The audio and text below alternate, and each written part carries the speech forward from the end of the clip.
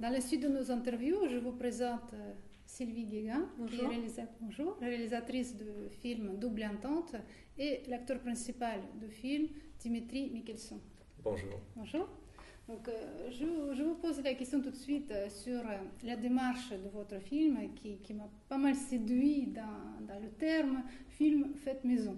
Est-ce que vous pourriez nous parler un petit peu plus de ce concept que je trouve tout à fait fascinant et charmant et de plus en plus fréquent dans les démarches de court-métrage?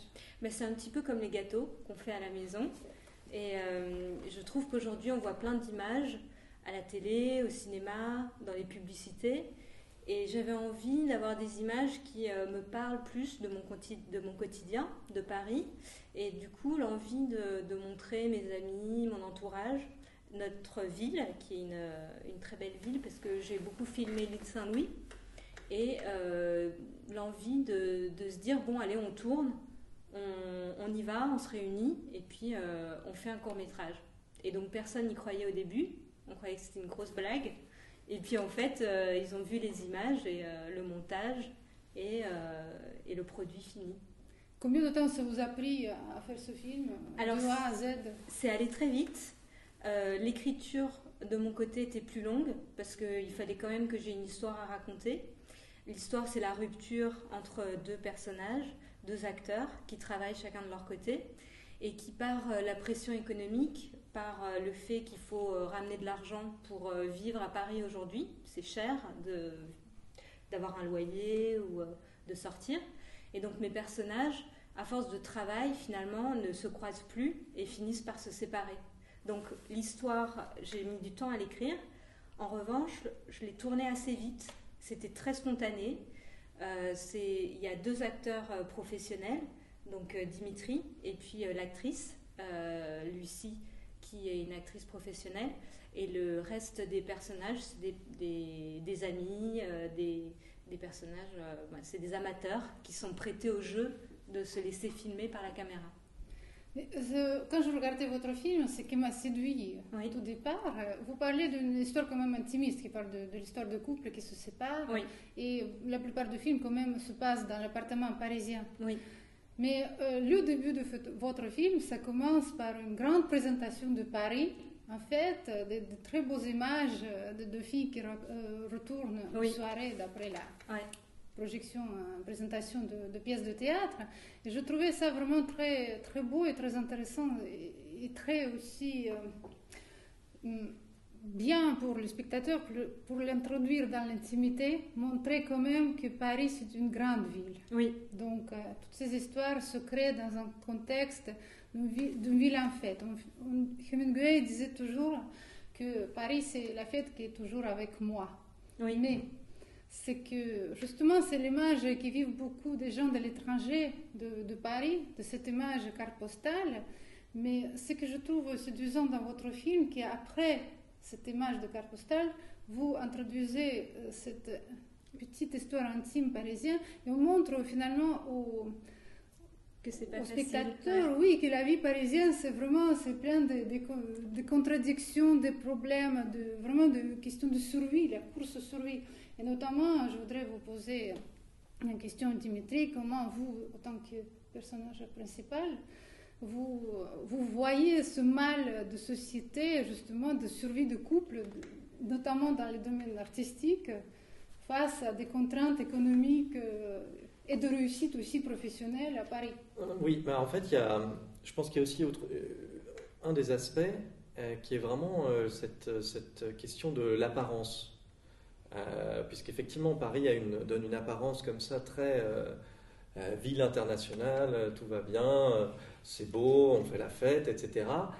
Et de toute façon, je pense que de toutes les villes qu'on va visiter, la première image qu'on a, c'est tout ce qui est touristique. On voit les choses les plus belles en premier, et il faut passer un peu plus de temps pour voir sous la surface. Et je pense qu'effectivement, là, ce qui leur arrive, c'est que dans l'apparence, il pourrait aller très très bien. Et d'ailleurs, je pense que Lucas, il a cette pression économique, mais qui est double. C'est-à-dire que finalement, il a un travail qui lui permet de remplir sa part économique, mais par contre, il est obligé de lui s'effacer complètement par rapport à ce qu'il voudrait être. Alors qu'elle, au contraire, tout d'un coup, ça décolle. Donc je pense qu'il y a toujours... c'est quelque chose de délicat parce qu'il y a un petit peu de jalousie. Et je pense que entre... bon, pendant longtemps, je me suis dit, je veux pas avoir d'histoire avec une comédienne. Et bon, après, c'est des choses qu'on décide pas. Hein. Tout d'un coup, on rencontre quelqu'un et on se dit, ah, tiens, j'ai besoin de cette personne. Mais c'est vrai que c'est pas évident parce que quand il y en a un qui travaille, l'autre peut ne pas travailler du tout. Et c'est pas comme quand on travaille dans des entreprises. C'est plus régulier. C'est plus régulier. Et puis même si on a des écarts au niveau des responsabilités, du salaire, etc., a priori, les horaires restent globalement les mêmes et l'activité est la même. Alors que quand on est comédien, soit on travaille et puis on a une répétition, une séance photo, un film, etc. Soit on attend que le téléphone sonne. Donc ça fait vraiment... Ou alors on fait autre chose en attendant. En se disant, le téléphone ne va pas sonner, donc je vais trouver un autre travail. Mais du coup, il y a quelque chose qui est assez difficile à vivre hein, quand ça ne fonctionne pas pour l'un et que ça fonctionne pour l'autre. Mais quelle est la solution, selon vous, pour que le couple artistique pourrait exister Mais justement, je pense que là aussi, c'est là où il y a cette question d'apparence. C'est que je pense qu'à Paris... il y a, ou peut-être en France, hein, il y a vraiment quelque chose de très important sur... alors c'est sûr que ça amène un grand plaisir de se dire, tiens, je vis de ma passion. Moi actuellement ça fonctionne, donc je suis très très heureux de cette chose-là. Mais je pense qu'il y a parfois, il y a peut-être une question d'orgueil qui n'est pas toujours assez bien placée. Par exemple, à Los Angeles, il y a une blague qui est très connue, c'est deux personnes qui ne se sont pas vues depuis longtemps, ils se rencontrent et disent « Ah, qu'est-ce que tu deviens ? Je suis devenu acteur. Ah bon, moi aussi. Ah oui. Et toi, tu travailles dans quel restaurant ?» Parce que là-bas, à 80%, ils veulent être acteurs, ils sont acteurs d'ailleurs, mais quand ils n'ont pas le travail, ils deviennent serveurs pour payer leurs factures. Alors évidemment, sur soi, c'est une petite frustration, mais finalement, c'est pas si grave que ça. Mais par contre, il y a deux problématiques. Il y a la problématique de je prends un boulot à côté et j'essaye quand même de continuer ma passion. Et il y a des gens qui arrivent à le faire vivre. Et puis il y a des gens pour qui ne pas vivre de la passion, c'est un échec. Je crois que ça dépend énormément des individualités. Et d'ailleurs, c'est pas que français. Moi, je suis très heureuse que le court-métrage passe à Saint-Pétersbourg, parce que j'ai eu la chance d'aller dans cette ville et d'aller à Moscou.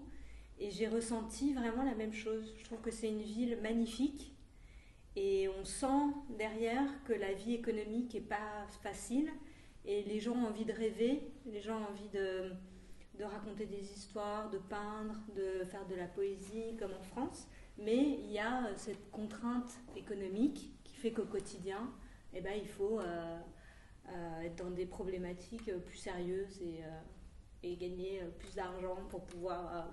vivre. Mais là, vous touchez un questionnement assez intéressant, plus sérieuse. Parce que justement, étant artiste avec le stage d'une vingtaine d'années, j'ai souvent entendu dire que le métier d'artiste n'est pas sérieux.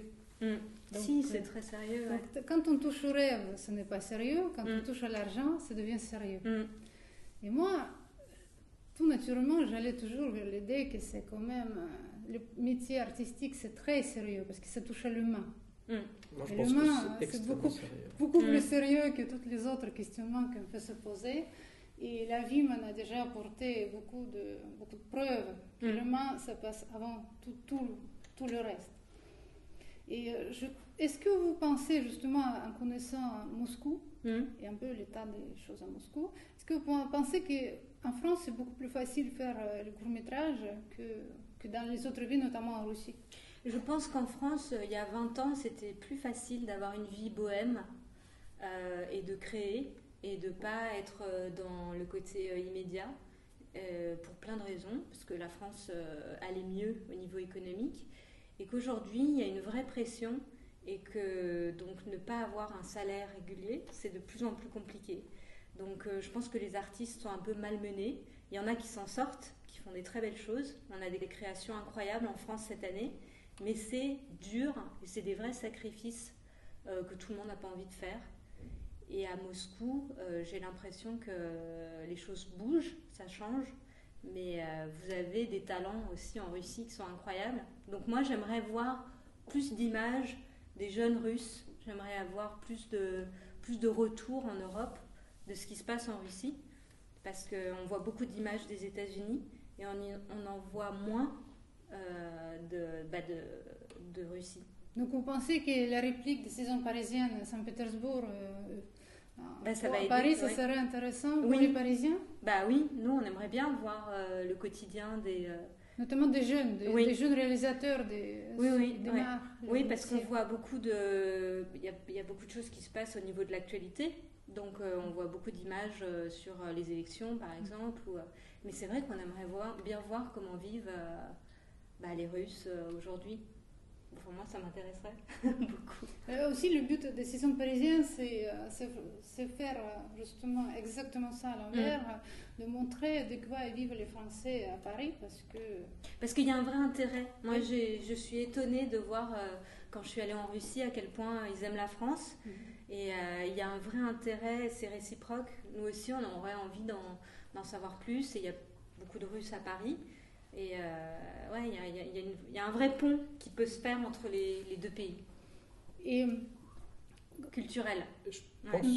Je pense aussi qu'il y a toujours il y a un attrait très très fort, parce qu'aujourd'hui, avec tout ce qu'on connaît, les choses qui vont très très vite, Internet, etc., finalement, on communique beaucoup avec des gens qu'on connaît. Et bizarrement, on ne va pas les voir alors qu'ils habitent...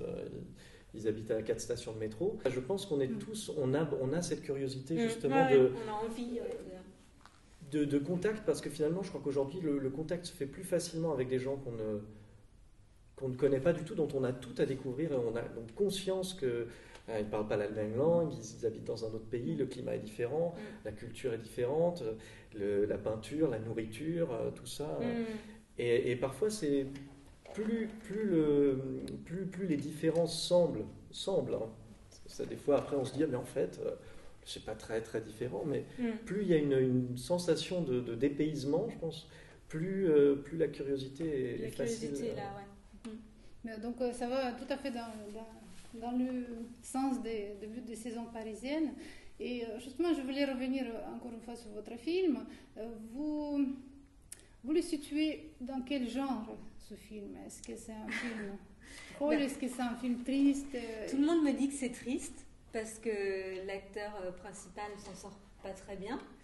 Moi, je le trouve assez gai. Et je pense que pour les Russes, ça sera assez gai, finalement. Donc voilà, après, chacun interprète. Mais en tout cas, maintenant, je prépare une comédie. Parce que mes amis m'ont dit que ce serait bien de faire quelque chose de drôle, où on rigole. Donc le prochain court-métrage, ça sera une comédie. Mais est-ce que ça va se passer à nouveau dans le cadre de Paris? Alors non, ça se passe dans une école. Et donc c'est des élèves et leurs professeurs. Donc je pars vraiment dans quelque chose de très différent. Et j'espère que ça sera réussi. D'accord. Bon, moi, je vous souhaite beaucoup de succès à votre film, Merci. à Saint-Pétersbourg. Et merci beaucoup. Merci beaucoup.